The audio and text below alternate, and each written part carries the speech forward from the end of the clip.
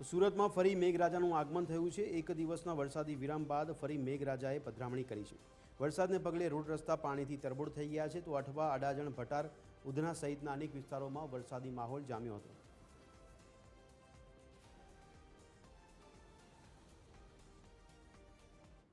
સુરતમાં વરસાદના વિરામ બાદ ફરીથી વરસાદ પડી રહ્યો છે। મેઘરાજાએ અત્યારે ધમાકેદાર એન્ટ્રી મારી છે। જોઈ શકાય છે દ્રશ્યો સુરતના અઠવા લાઇન્સ વિસ્તારના છે કે જ્યાં આ પ્રકારે મેઘરાજો જે છે તે મન મૂકીને વરસી રહ્યો છે। જે પ્રકારે પવન સાથે વરસાદ જે છે તે વરસી રહ્યો છે, તેના કારણે હાલ વાતાવરણમાં ઠંડક પ્રસરી છે।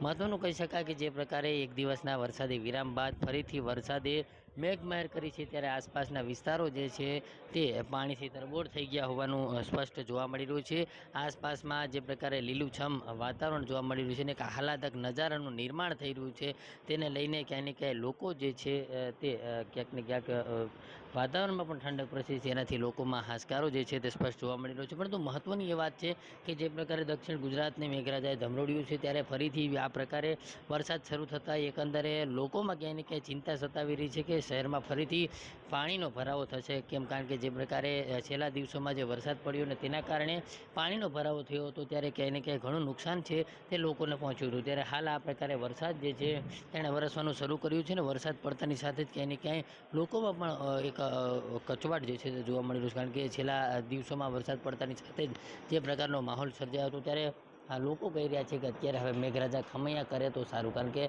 વરસાદ જે છે તે પડી રહ્યો છે ને તેના કારણે હાલ તો રોડ રસ્તા પાણીથી તરબોળ છે તે જોવા મળી રહ્યા છે। કેમેરામેન જસ મિસ્ત્રી સાથે દિવેશ પરમાર, TV 13 ન્યૂઝ, સુરત।